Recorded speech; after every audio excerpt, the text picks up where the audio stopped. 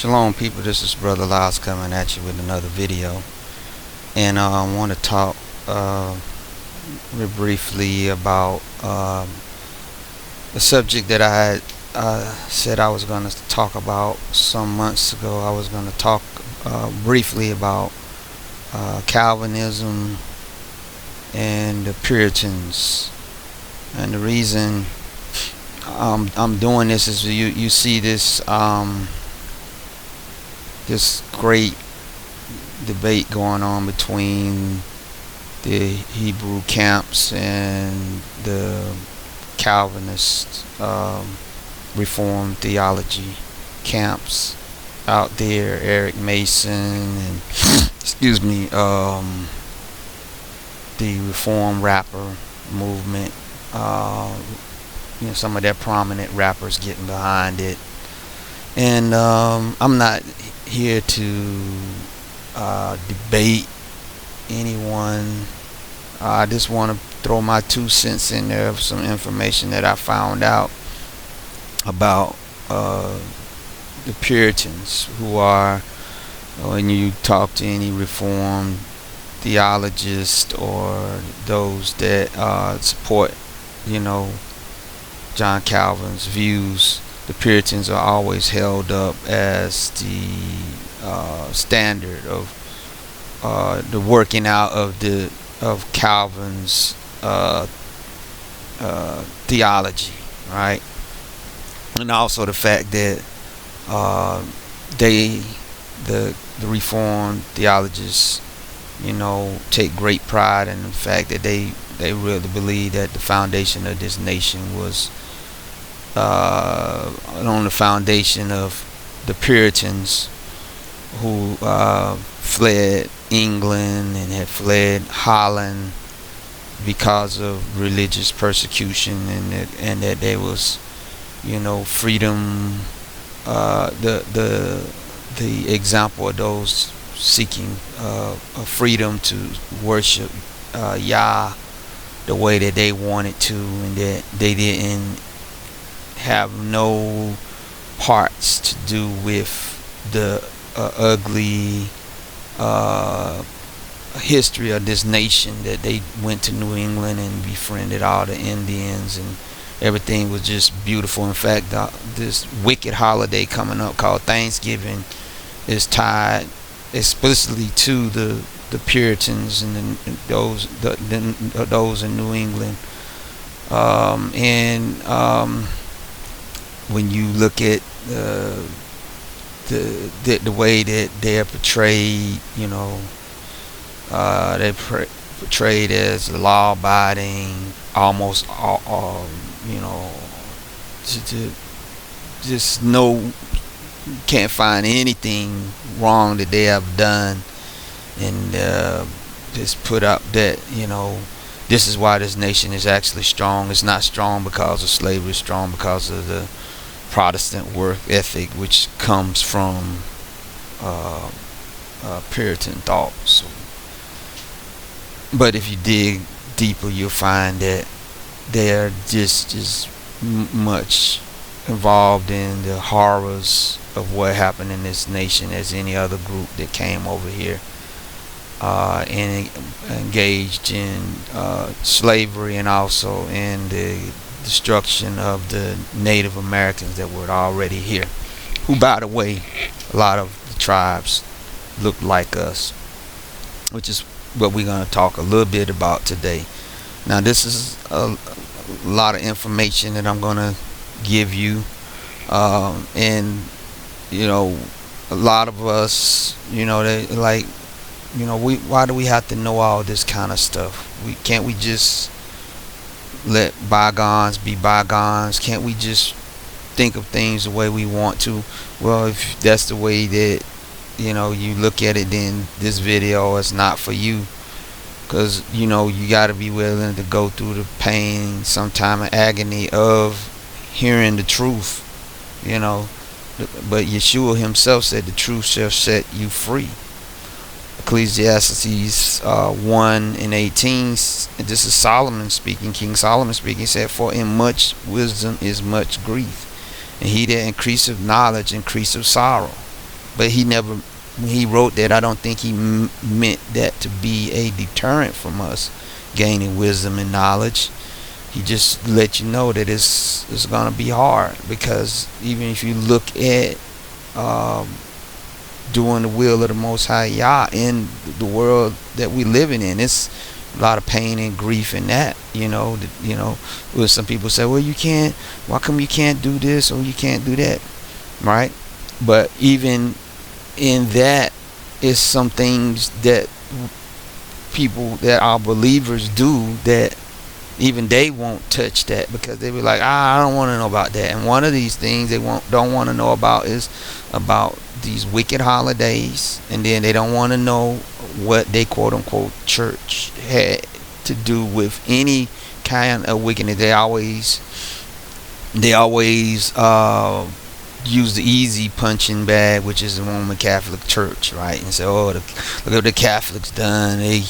But we are different. We are Protestants. No, you just the daughter of you're just the daughter of that same harlot church. You're the daughter of the harlot, because see, there ain't no such thing as church.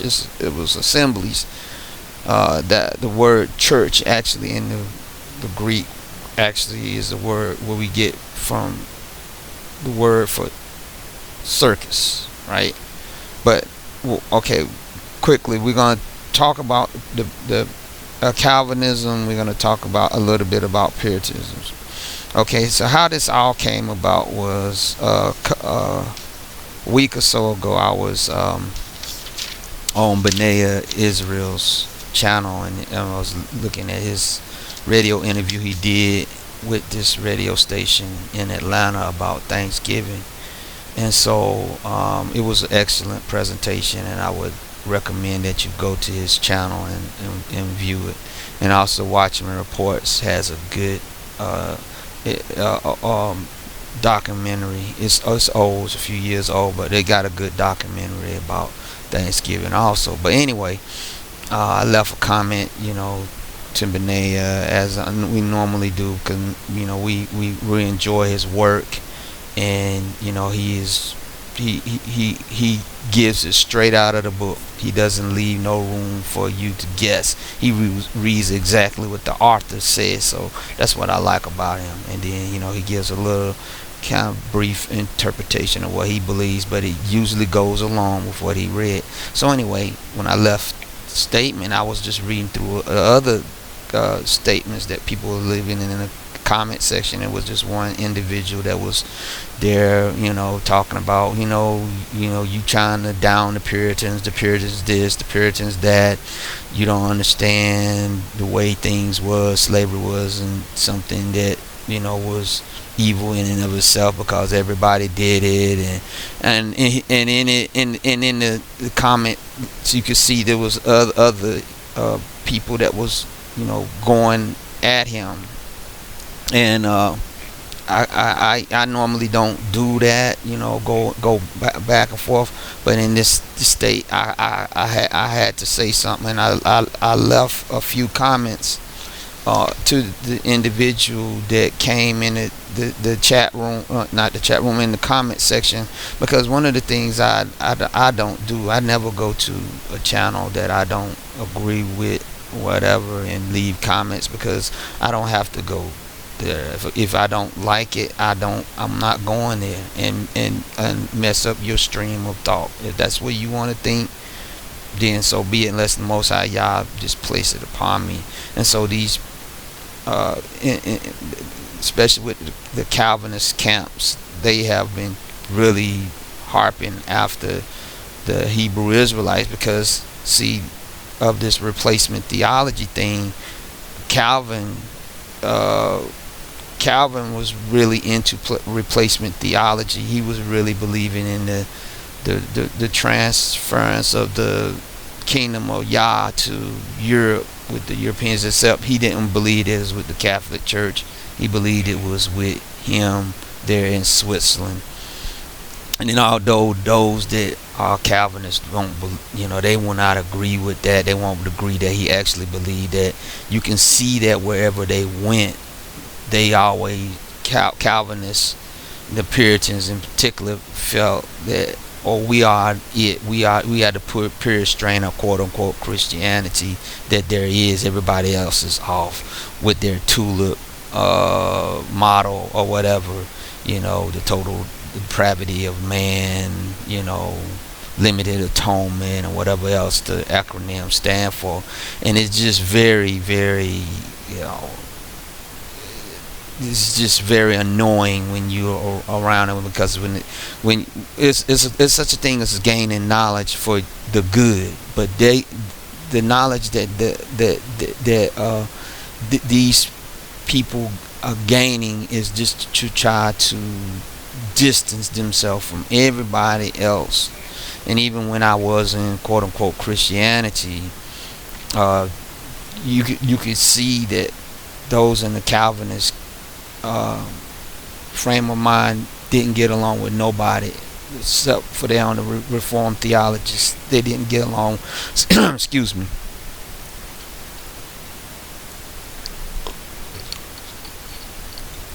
They didn't get along with nobody. And so now here you come, the Hebrew Israelite camp saying, hey, we are the people.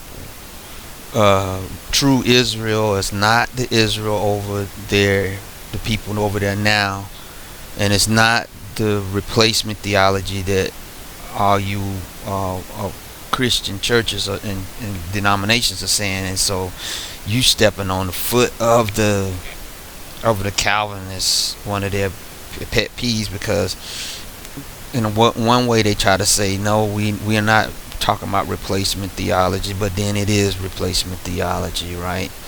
I do have to say is that they are, they have not been big on the bandwagon of quote unquote support for Israel blindly. I can say that.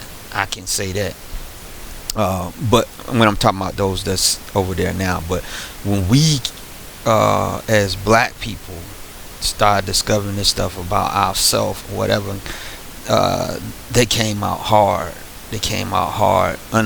Unlike any other Christian church, they came out hard against our stance that we were.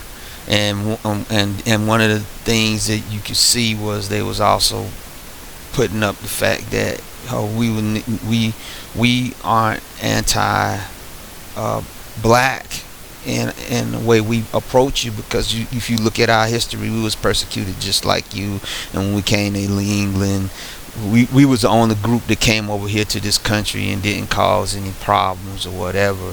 So and also at the time, as just the rise of Hebrew Israelitism came out, some years ago, you also had a lot of black reform rappers. These were people, rappers from the inner city that was joining these old, dusty reformed churches that even their own people was not going to, and they was breathing new life in them. And they kind of like geared them up to say, now go out there and attack this Hebrew Israelite madness, right? And show them that Calvinism is what y'all need. This is the need for the black community, is Calvinism, right? So kind of bumps heads. So you can go on the internet today and find a lot of debates and battles, head to head with these cats. And one of the watchdogs that they have sent out is this guy named Eric Mason, right?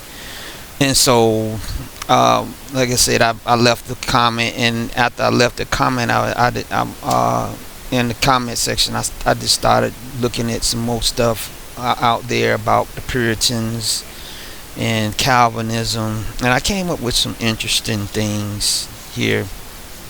One of the things that I found here is this is an article from Newsmax from December 1, 2015. And before I read that, I'm going to read this copyright disclaimer. This is copyright disclaimer under Section 107 of the Copyright Act of 19 76. Allowances made for fair use for purposes such as criticism, comment, news, reporting, teaching, scholarship, education, and research. Fair use is a use permitted by copyright statute that might otherwise be infringing. Nonprofit, educational, or personal use tips the balance in favor of fair use. Okay, so this is a Newsmax article. It was called Christian Thought: 3 Ways Calvinism Influenced American Capitalism. Okay, and it's by a gentleman named Devin Logan, and it says here, characterized by beliefs in privately owned wealth in a free market, capitalism is based on concepts of individual rights, laissez-faire government, and the rule of law. In American society, the ideas of capitalism and Calvinism often intertwine. That in American society, the ideas of capitalism and Calvinism often intertwine that it's hard to imagine either philosophy flourishing without the other. The following are 3 ways in which Calvinism influenced capitalistic thought.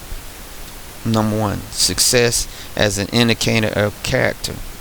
Although John Calvin himself emphasized that outside actions and events were not indicative of a man's status, saved or not saved, Calvin's successor, Theodore Beza, according to the Yale University Divinity School Reflections magazine, asserted that such events could at least partially indicate status. So, the remote nature of John Calvin's God led Calvinists to seek signs of salvation in the economic world, thus granting legitimacy to the world of capitalistic competition. This is one of Max Weber's key ideas expressed in Puritanism in the spirit of capitalism. And who can sit up here and not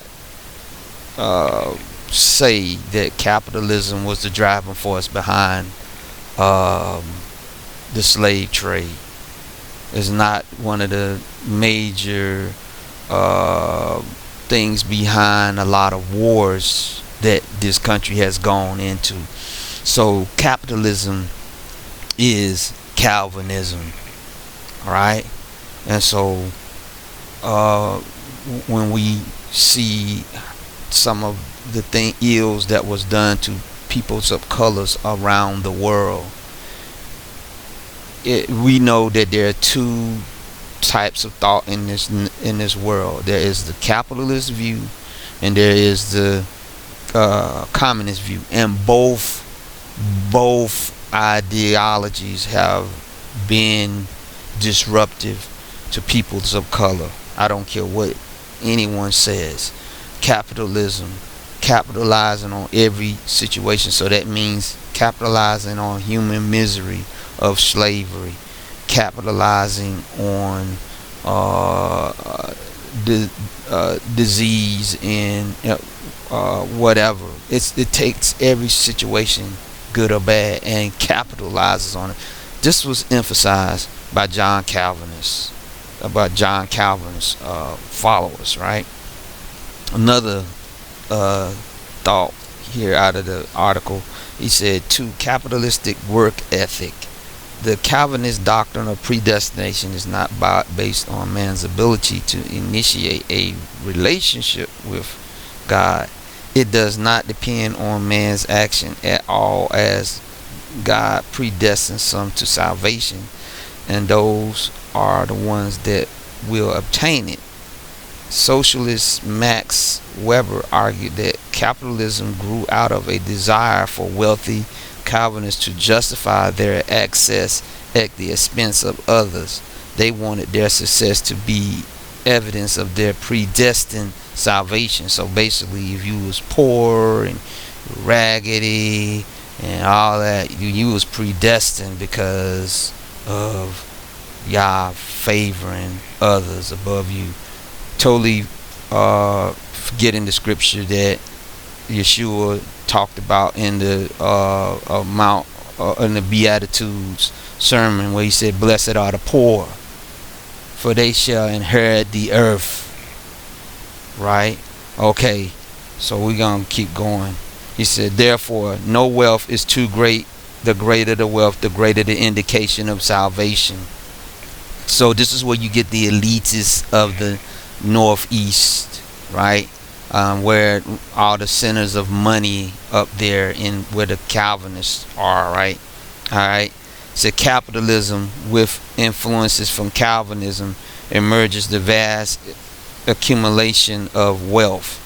Okay, 3, and this is the final one: mass incarceration.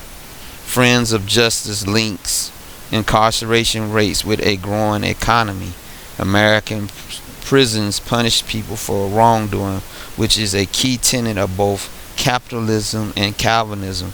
Calvinism states that men are inherently bad, and reform of these inherently bad men is impossible unless they are predestined to be saved.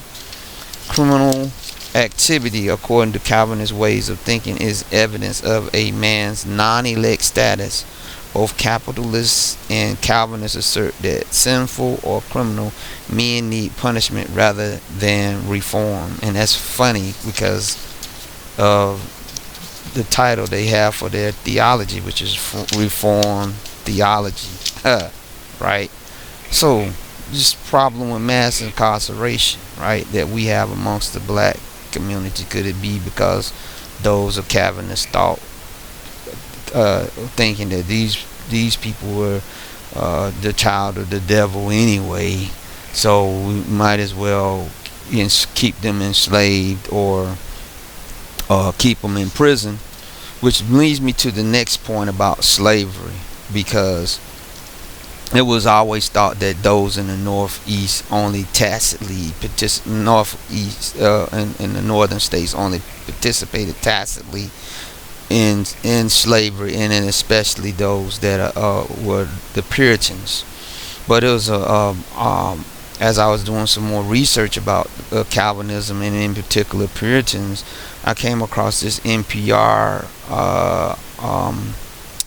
interview done back in 2016, June the 21st in 2016, and the name of the interview was "Forgotten History: How the New England Colonists Embraced the Slave Trade." And the host of NPR was Terry Gross, and she had on her program this woman named Wendy Warren, and she was the author of a book called New England Bound: Slavery and Colonization in Early America. And what I did, I went in and I printed the excerpts, the transcript off of the program. Now I'm not gonna read all of it, but I highlighted some of the what I wanted to show you about the slavery, and also this is going to tie back to Thanksgiving and the Indians, the Pequot Indians, and just some of the lies that the Calvinists and the Puritans in particular will not tell you, and for all you reform rappers out there that fall out of reform theology, go back and ask the pastors there, the theologians, about the slavery in Barbados and the slave trade from New England to the islands, and ask them about, in fact, I'm going to get this book here in probably another week or so, added to the other collection of books I'm reading. And it was also a good dissertation that a thesis that I wrote, I read also. I'm gonna give you the name of that, but I'm gonna read this a little bit and let you understand where I'm coming from, where I say don't believe the hype what these Calvinists, these Reformed theologians are telling you about them not being in behind some of the gross injustices done in this country to the blacks and to the Native Americans. This is Terry Gross, the host. I'm going to read what she said. This is Fresh Air. I'm Terry Gross. The ugliest chapter of American history. Slavery started earlier than you might think. In the early days of the New England colonies, Not only did some colonists import African slaves, they enslaved and exported Native Americans. My guest, Wendy Warren, scarred original documents from the 1600s, including ledgers, letters, and wills, for her new book, New England Bound: Slavery and Colonization in Early America. She's an assistant professor in the Department of History at Princeton University. Wendy Warren, welcome to Fresh Air. Why did you want to write about slavery in the New England colonies? This is Wendy Warren speaking right here. This project started as a fluke encounter with a passage in the middle of a 17th century travelogue written by a man named John Jocelyn, who was an amateur scientist and who had come to the New England colonies on a sort of fact-finding mission for potential investors back home. So he wrote about the animals and plants he saw in New England for people who were very interested in what North America looked like. It was a new world to them, although not to the Indians. And his role was to tell them what he saw. In the middle of this travelogue, he wrote about an encounter he had one morning while staying at the house of a man named Samuel Maverick, who owned an island in Boston's harbor. And Jocelyn woke up and said to the sound of a woman crying at his window. When he went to ask her what was wrong, she sort of wailed at him, but he couldn't understand what she was saying. So he went to John Maverick to ask what had happened. And he went to Samuel Maverick to ask him what happened. And Samuel Maverick told him that he had wanted to have a, quote, breed of Negroes, and that to that end he had ordered an enslaved African man that he owned to, quote, go to bed to her will he nil he. So willy-nilly she wanted him to or not, and the man had done so. He had raped her, and she had been very upset by this and came the next morning to John Jocelyn's window and complained about it. So I read this story and I was struck. I was struck by two things, really. According to what I knew of American slavery, the development of chattel slavery in North America, it wasn't supposed to be happening this early. That it took the English a while to figure out how you could use chattel slavery. In particular, the idea that slavery could be inherited, that the child of an enslaved woman would be enslaved, is an idea that you have to formulate. And American historians have said that that hadn't happened till later in the century, really with the development of cash crops. But this was happening in 1638. That was struck me as odd.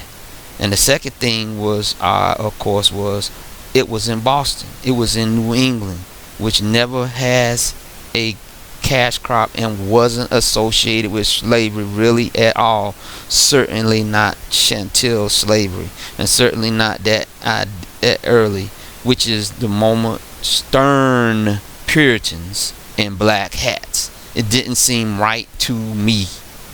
So here she went, and she went through all, which one of the things is, by their historians back there, to their credit, they wrote down everything as they see it. That's one thing you can say, that everything is written down. There's nothing that has not been documented. And now, of course, we know that sometimes things can be embellished a little bit, but for the most part, you pretty much in the process of conquering the world. You want to accurately put this stuff down, so hey, this is what control we have over the world's population. So this gentleman who was trying to get some money, get some investment ideas on, basically sort of like with this back to Africa thing, with a lot of African Americans that say they want to go back to Africa. They're African people say, hey, these are some of the investments that you can invest in Africa. So here you had in Europe and in England, you had these people that wanted to know, what can we invest in the new world? So he was going there and he had to accurately document what he was seeing. So he was showing here that here's this man in New England is trying to breed Negroes. He's trying to breed Negroes, and this was, and like she stated, it was no crash crops in New England. He was not, particularly set on the blacks being farmers and all this stuff for him. He wanted to breed them to sell them. And when I get through the rest of this article, you're gonna know why, because they was being sold different places. But let's continue reading. I'm gonna start back here. Okay, so this is Gross again. Terry Gross, the host of the NPR interview. So you used the term chattel slavery. What was chattel slavery mean? So you had to. They put the transcript exactly the way they was talking. So forgive the grammatical errors. So this is one. So chattel slavery is codified slavery. It's where people have a price. They can be bought and sold. It's where you have a price on your head. Gross. So what surprised me too, reading your book, was not just how early slavery had started in New England, but also that Indians were enslaved. Indians were enslaved. Now we know that, that's not a surprise to a lot of people. They say, we know. But listen to this. What happened to the Indians? It wasn't just that they was enslaved, right? That these Puritan people enslaved them. Listen to this. Warren. That's right. Indians were enslaved. It's not the primary objective of the English when they go to North America. Whatever. What they want is the land. But of course, if you're going to get the land, you got to put the people that's on the land off. But, whatever. He said, but there are Indians all over North America, of course, and they're not really usable, I guess, as labor in a way that the Spanish.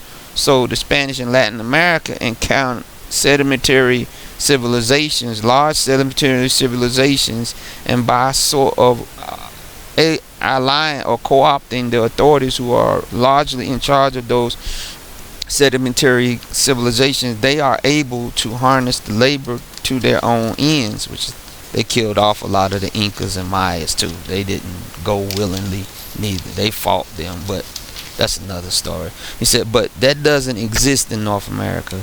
You have much more mobile populations, smaller, more scattered populations. They're not useful as a labor force. The English, moreover, want the land really. They want to settle. They want to establish what we call a settler colony, where large numbers of English people come over of both sexes, and what they want is to establish sort of satellite Little Englands or New Englands. In that sense, Indians are in the way. Some of them are removed by wars.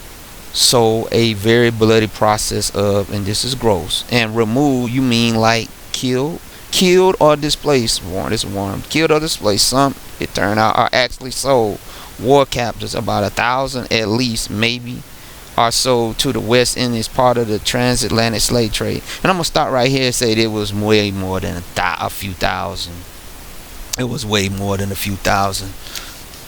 I don't know if the estimates are correct, but they estimate that it might have been maybe 190 million Indians from one side of the of America to the other, and I'm thinking that a large number of them probably were in the eastern part, and that as the settlers moved, that's how a lot of them moved across the plains.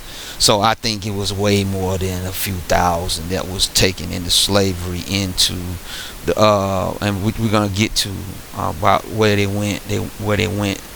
And so this is the Puritans, involved in the slave trade, right? Okay, so you can kind of see she's kind of She's telling the truth, but she's trying to lighten it a little bit, like saying, oh, they just really wanted the land. But you had to know that you were going to do something with the people who was already there. And we know about the blankets that had the smallpox that killed a lot of them. Like she said, there was wars or whatever, but these were the Puritans. Now, what the Puritans would say, well, these were the ones that was killing them was our paid protection. These were men that we paid to protect us. Now, but it was your policies that allowed these men, if that's true, which I don't believe, said the settlers, meaning it wasn't just a private army. America didn't have an army. America was not even a country at that time. You had to pick up arms yourself and kill and enslave those Indians, right? And if you was killed, it was because they was trying to protect their own land. So if you say, well, they killed us, it was because you was on their land and you was trying to encroach on what they had. So they, of course, they're gonna protect themselves, right? All right, so let's keep reading. This is Warren. He said, well, when you're dealing with chattel slavery and you're gonna keep slaves under pretty violent conditions, it's safer, I guess, to export them. Okay, let me go back. I missed Gross's statement. This is Gross. I'm sorry. This is Gross, Terry Gross, the host, saying, yay. So it's just a really weird thing happening in New England. They're exporting slaves from the West Indies, slaves who came from Africa, and at the same time, the New England colonists are exporting Indian slaves. And so, like, one logical question is, since you have this back and forth of slaves, I just feel weird even asking this kind of thing about human beings. But how come the New England colonists didn't use their Indian slaves as opposed to exporting them, and as opposed to having to import slaves from the West Indies?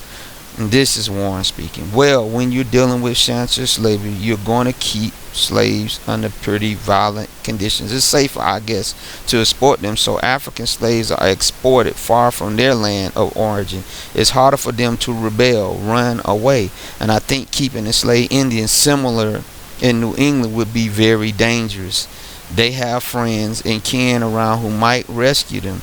They know the terrain. It's easier to sell them at a slight profit to the West Indies.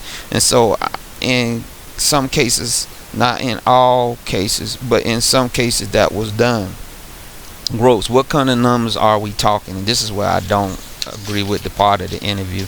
Well, the numbers are tricky, but certainly hundreds, perhaps many as 1,000 are sold out. It's all very hard to qualify. And the reason I say I don't agree with that, because she said she had to scour through records to get the information that she got. So it's probably other records out there that she hasn't come across, because like I said, everything was recorded. It probably show it was a whole lot more people, Indians, that as exported, and a whole lot more of us that was exported up north, right?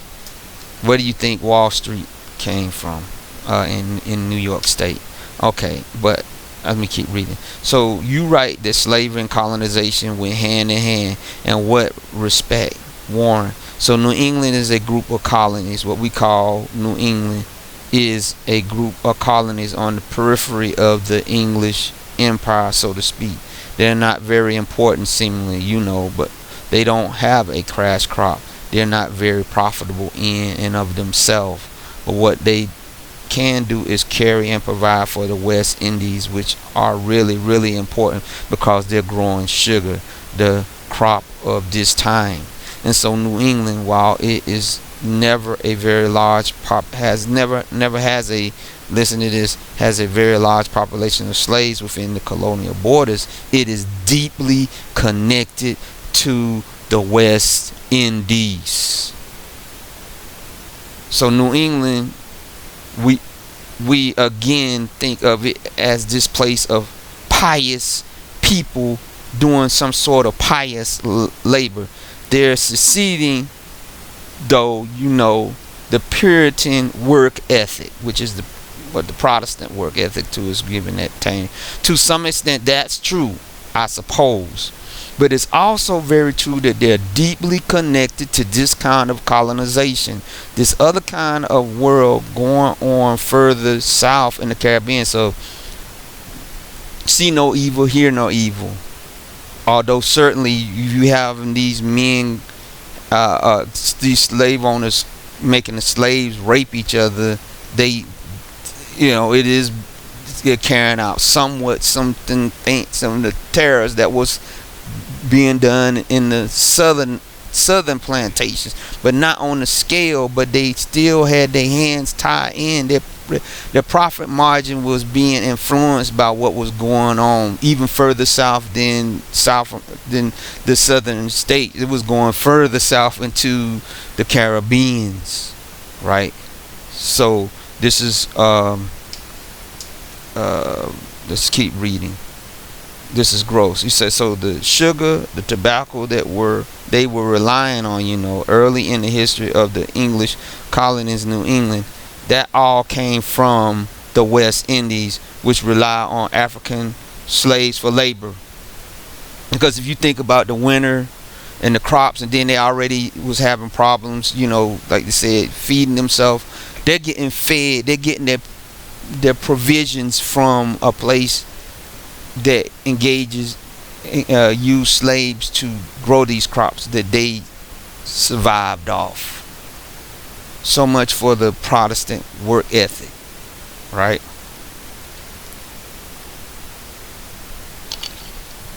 Warren, right? So in the West Indies, you have one of the most deadly forms of slavery ever invented.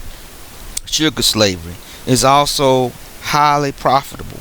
So you have large numbers of African slaves being imported into these islands where they're growing this crop sugar, which is making immense profits. It's killing these slaves at high rates as well, 50% mortality rates and higher in these islands. Because sugar is so profitable, these islands are given over entirely to this crop, which means they're not growing their own food. They don't have wood to create houses, and they're not bothering to be the carriers of the produce of what they're producing. New England merchants are happy to step in. Protestant work ethic, which I got through reading to you about capitalism. They capitalize on this and say, oh yeah, okay, we can supply them some things and they can supply us with something, and we're going to become very rich, and by us becoming very rich, they'll show how saved we are. Can you understand the madness here? And the more we get, the more we're showing that we are the true people. And the slaves, as they decrease, they show how non-selected that they are. That's why I don't understand why you reform rappers following behind these people when they're very start. They didn't believe that you was predestined. You was, by you being enslaved and by you being poor, that showed that you was not part of those that were predestined for salvation. And there was no need to reform you, right? So let's keep reading. He said, so by the 1660s, 1670s, for example, in Boston Harbor, one historian has estimated over half the ships are going directly to or from the West Indies. And that's a lot. That's a strong connection early on in these Puritan colonies to this deadly enterprise going on down in the South. Gross. If you're just joining us, this is historian Wendy Williams. We're talking about her new book, New England Bound: Slavery and Colonization in Early America. Let's take a short break and we'll talk some more. I'm not going to read any more. You get the idea of what I'm saying here. They were deeply tied into slavery. Even if they didn't have the same amount of slaves, they was benefiting from it, right? And this is what I'm saying about Calvinism and Protestantism, whatever. The only group that was in New England and in some of the states that could reasonably say that they didn't really were tied into any of this would be the Moravians and the Quakers. in the Amish. I don't know how when the Amish came over, but one of the things I found out as I was studying this is that they came under attack from the Puritans themselves. They were persecuted because of a lot of their beliefs on slavery, a lot of their beliefs on a lot of other stuff that that the Puritans didn't agree with. And if you ever read about the Salem witch trials, if you read about them hunting for witches and all this other kind of stuff, and you remember when you was in school, you had to read the Scarlet Letter about how the Puritan preacher railed against adultery and railed against all that, and then he was secretly the adulterer, and the Scarlet Letter A was burned in his chest, and all this other kind of stuff that we had to read. It kind of makes you understand why all this stuff is now just coming up, because it had to be hidden. And indeed, if capitalism is the foundation of this country, it owes that to Calvinism. It owes that to the Puritans and Reformed theology, and therefore slavery they should own that too. They should not try to pass that off just to the Southern planters and those that were part of the Armenian view, as Calvinists talk about. The ones that say, "Oh, you can lose your salvation." Why would you want to be part of Calvinism? Well, you would want to be part of Calvinism at that time, in the fact that, oh man, no matter what I do, if I'm predestined and I'm getting all this wealth, man, I'm doing good, man. Yah must be for me, and he must not be for these Indians. He must not be for these slaves, right? And so I say that Calvinism and Catholicism are different sides of the same European supremacist coin. Calvinism, it doesn't not have no disdain for slavery like they try to pretend, according to reading this. Now the Quakers and the Moravians did, and the Calvinists showed, the fruit of Calvinism showed that they didn't like that, and they persecuted these people, right? And then one of the things that Calvinism never owns up to when it talks about all this stuff that they was doing to other peoples of color is they don't want to talk about the 1884 Berlin Conference, where Catholic and Calvinist European nations got together and carved up the world. Now, how did they get along with the quote-unquote Catholics or whatever if they was the antithesis? But when it came to exerting control over peoples of colors, they came together around that, right? The theology went out the door, at least for that, right? And what they're trying to do is refuse to acknowledge that. And then that's why when you bring up the things about Thanksgiving, they try to say what's the greater good. The greater good is that we have this quote-unquote great nation, but it's minus hundreds of millions of people that died along the way that should be here right now to enjoy it, but was not able to because you tried to show, well, look what all the Catholics did when they went around the world. Look what the Spanish did in Central and South America. But what did you do, Calvinists in America, in North America, Canada? What did you do? You did. What did you do around the rest of the parts of the world that the Catholics didn't get to? Whatever the Catholics didn't gobble up, you gobbled it up too with your theology, because capitalism is Calvinism, Calvinism is capitalism, and the Puritans are the held up as the best example of Calvinism being worked out, and that's why they was knee deep in the killing and the genocide of the Indians, at least on the East Coast, and also of slavery in this nation. So I want you to think about that when you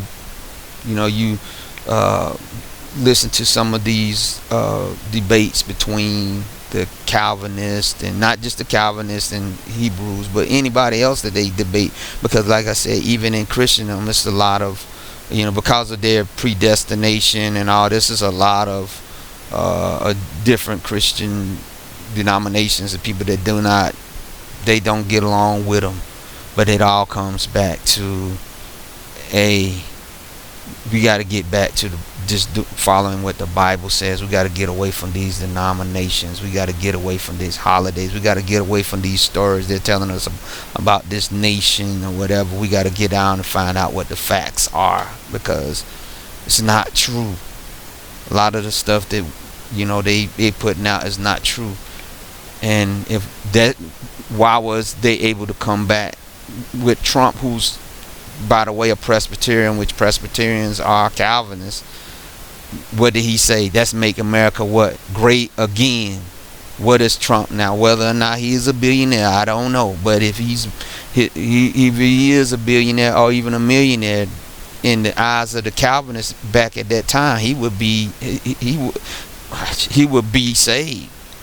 And in fact, the evangelicals, which I don't care what the Calvinists say, they're part of that too. They support him. They support him because they say might makes right. We are the ones that's in charge, so that must be a sign from Yah that we are correct, because we wouldn't still be in charge. We wouldn't still have all the money. We wouldn't still be running the economy if it wasn't the will of Yah. So remember this next time that you have these black reform rappers. If you come up against one of them, let them know about this book. Let them know about this article, 3 Ways Calvinism Influenced America or Capitalism. Let them know about this book, New England Bound Slavery and Colonization in Early America. Be blessed.